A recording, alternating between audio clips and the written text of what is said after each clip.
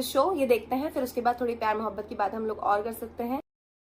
कहानी की शुरुआत एक खूबसूरत घर से शुरू होती है जिसमें सोफी नाम की औरत अपने पति जॉन के साथ रहती थी। सुबह होने के कारण दोनों अभी अभी उठे थे। दोनों उठकर जल्दी जल्दी फ्रेश होने लगे ताकि अपने रोजमर्रा के काम शुरू कर सकें। इन दोनों की एक जवान बेटी भी थी जिसका नाम रॉक्सी था। रॉक्सी भी अपने कॉलेज जाने के लिए तैयार हो गई थी। उधर जॉन भी काम पर जाने के लिए तैयार था। वो अपनी बेटी से तो बहुत प्यार करता था लेकिन अपनी बीवी की तरफ कम ही ध्यान देता था। जॉन रात को उसके साथ कुछ भी नहीं करता था जिस कारण उसकी बीवी प्यासी ही रह जाती थी। वो जॉन की नजर अंदाजी से इतना दुखी हो चुकी थी कि घर के कामों में उसका मन ही नहीं लगता था। वैसे जॉन का चक्कर अपनी सेक्रेटरी के साथ चल रहा था। वो उसके साथ ही पानी निकालकर खुश था, इसीलिए वो सोफी की तरफ ध्यान नहीं देता था। अब कहानी में हमें एक लड़का नजर आता है जिसका नाम मैसी था। मैसी पूरी दुनिया में घूमकर खूबसूरत लड़कियों की तस्वीरें खींचता था और कई कई महीने घर से बाहर ही रहता था। मैसी जॉन का सगा बेटा जबकि सोफी का सौतेला बेटा था। जॉन की पहली बीवी किसी बीमारी से मर गई थी जिसके बाद उसने सोफी से शादी कर ली थी। जॉन को पहली बीवी से 2 बच्चे थे, बेटे का नाम मैसी और बेटी का नाम रॉक्सी था। सोफी, मैसी और रॉक्सी दोनों की ही सौतेली माँ थी। एक लंबे सफर के बाद मैसी अपने घर पहुंच गए और उसे देखकर सोफी खुश हो जाती है। वो सभी काम छोड़कर उसका स्वागत करती है। सोफी उससे पूछती है कि इस बार तुम घर पर कितने दिन रुकोगे। मैसी बताता है कि मैं 10 दिन रहूंगा और फिर दुनिया घूमने चला जाऊंगा। उसका हालचाल जानने के बाद सोफी उसके लिए चाय बनाने लगी। मैसी भी उसके पास आ गया था। उसकी नजर काफी समय से सोफी के बदन पर थी। वो सोफी की गुफा में धमाके करना चाहता था लेकिन आज तक उसे मौका नहीं मिला था। वो हमेशा ही उसके बदन की तारीफ करता था ताकि सोफी को इम्प्रेस कर सके। सोफी को भी उसकी हरकतों का पता था मगर फिर भी वो चुप रहती थी क्योंकि वो अपना रिश्ता खराब नहीं करना चाहती थी। कुछ देर बाद रात हो जाती है। रॉक्सी भी घर पर लौट आई थी और मैसी के साथ बैठकर टीवी देख रही थी। इसी बीच सोफी मैसी के पास आकर उसे बताती है कि जॉन को आज रात काम है इसलिए वो आज रात घर नहीं आएगा। मैसी जॉन से मिलना चाहता था इसलिए वो उसका इंतजार कर रहा था। अगले दिन सुबह रॉक्सी तैयार होकर अपने कॉलेज चली जाती है जबकि सोफी मैसी का कमरा साफ करने लगती है। सफाई करते करते उसके हाथ कुछ तस्वीरें लगती हैं। ये तस्वीरें लड़कियों की थी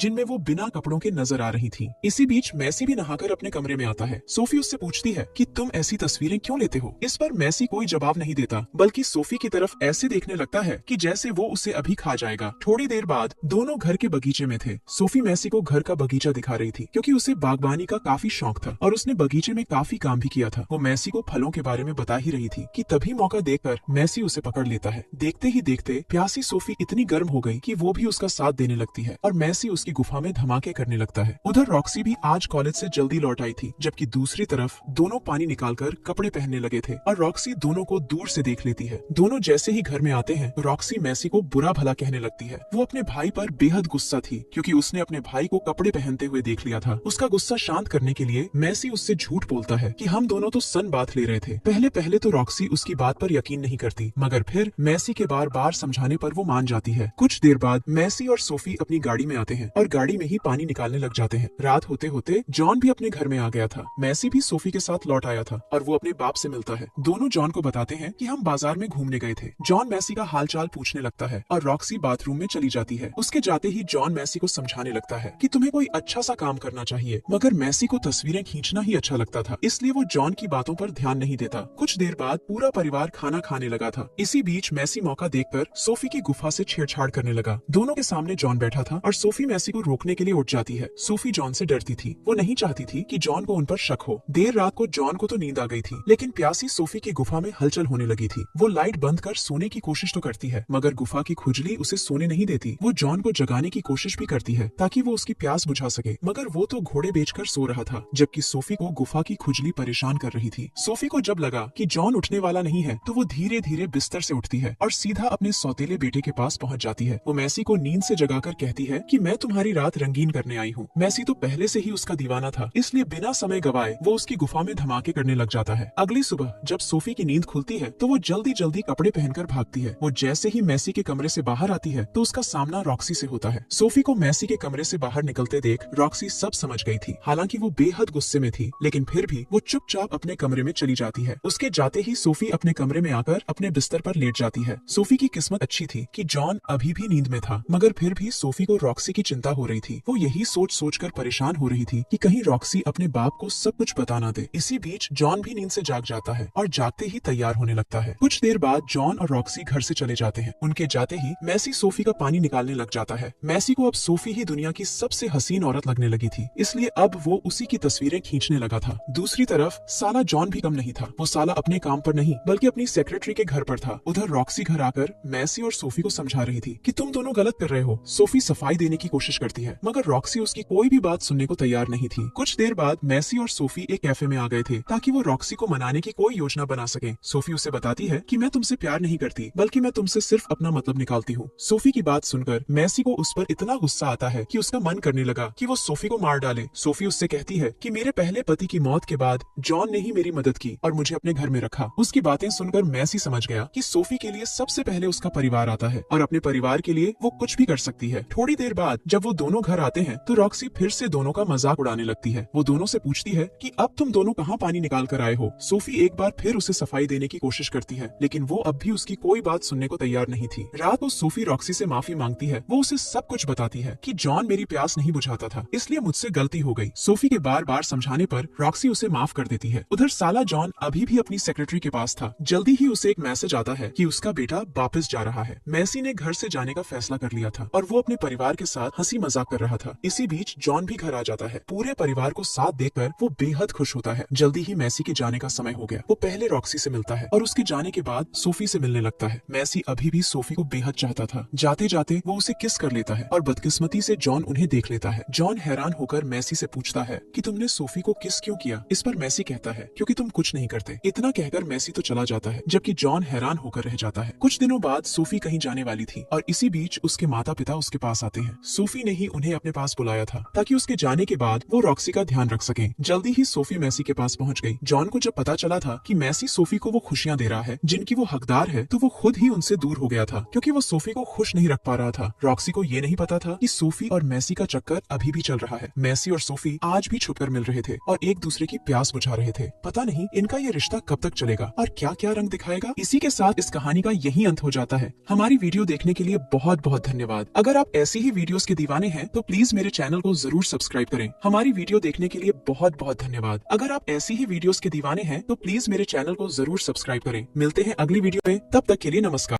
थोड़ा सा मेरा प्यार आप सबके लिए। Bye bye.